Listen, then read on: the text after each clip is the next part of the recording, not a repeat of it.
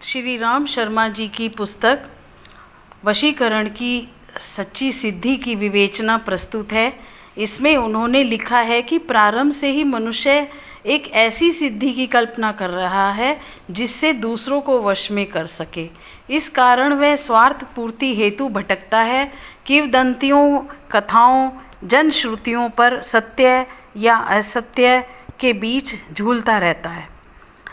अखबारों में जंत्र मंत्र ताबीज आदि के विज्ञापन छपते रहते हैं कि जिसे अपने वश में करना हो वह इन उपायों से हो जाएगा, जबकि कोई मंत्र द्वारा किसी को मोहित करने का ईश्वरीय सृष्टि में विधान ही नहीं है, जिससे किसी का धन, धर्म, बुद्धि का हरण कर पाप किया जाए। यदि कोई ऐसी सिद्धि प्राप्त कर भी ले तो वह दुरुपयोग के करने के कारण प्रयोक्ता का ही नाश करती है।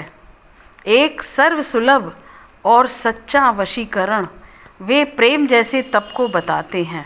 यह तप जिस प्राणी के लिए किया जाता है वह प्रसन्न होकर उसके वश में आ ही जाता है। उनके अनुसार किसी को रोगी, पागल बनाकर या भेड़ बकरी कबूतर बनाकर अपने बड़े काम बनाने वाले लोग स्वार्थी होते हैं और अपने सुख उपभोग हेतु दूसरे की धन प्रतिष्ठा ले लेते हैं, जबकि ईश्वर ने अपनी सृष्टि क्रम में कर्म करने की स्वतंत्रता से भविष्य निर्माण करने का अधिकार दिया है।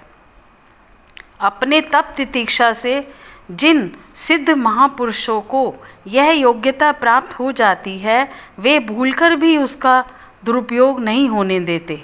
विषयी भोगी को तो ऐसी सिद्धियों का प्राप्त होना भी सर्वथा असंभव है।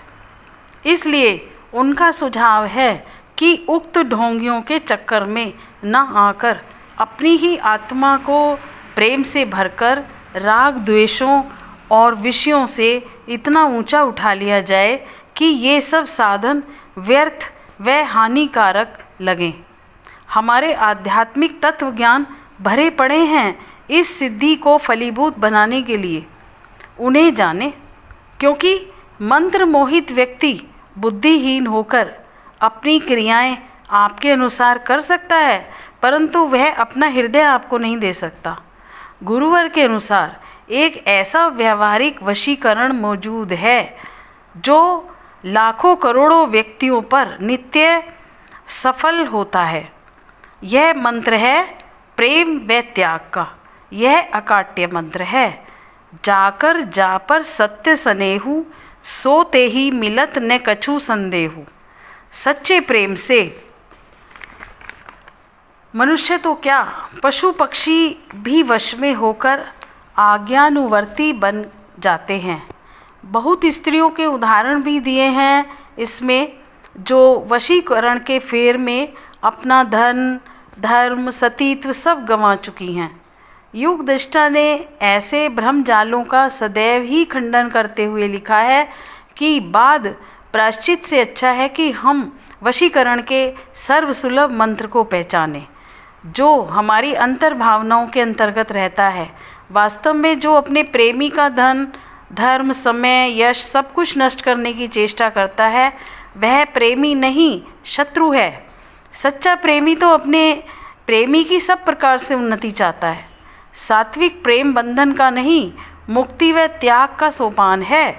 वे बलिदान की आवश्यकता पर बल देते हुए कहते हैं कि जो लोग अपनी मनोती व ईश्वर को प्रसन्न करने हेतु पशु पक्षियों की बलि देते हैं ताकि मुफ्त में भगवान प्रसन्न होकर सब कुछ दे दे, तो फिर उनकी बलि क्यों?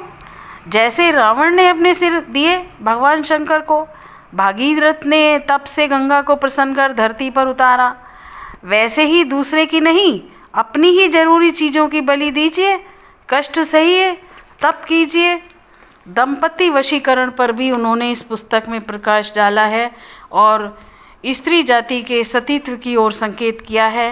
वह किस प्रकार अनेक लुच्चे गुंडे पाप दृष्टि से देखने वालों पर विचलित नहीं होती और उनकी अंतरात्मा फिसलते हुए पांवों को रोक लेती है।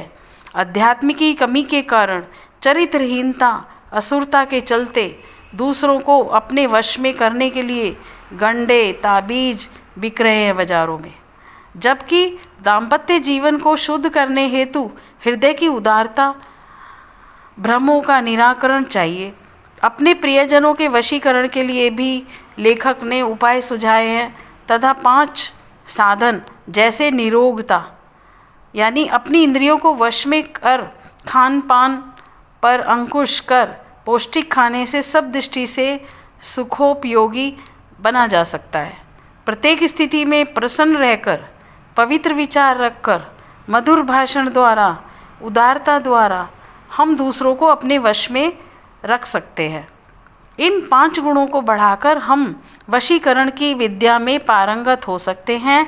प्रार्थना में भी इतना बल है कि भगवान से उसी भावना से सही चीज़ मांगकर प्राप्त होती है जैसी भावना भक्त की होती है। यो यथा माँ प्रपद्यन्ते ताम तथैव भजाम्यहम्।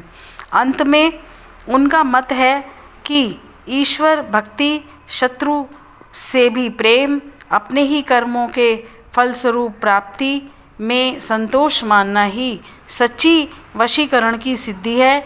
इसके अतिरिक्त भी उन्होंने तांत्रिक प्रयोग व मानसिक साधन इस पुस्तक में लिखे हैं, जिनका पढ़ना प्रत्येक के लिए आवश्यक है।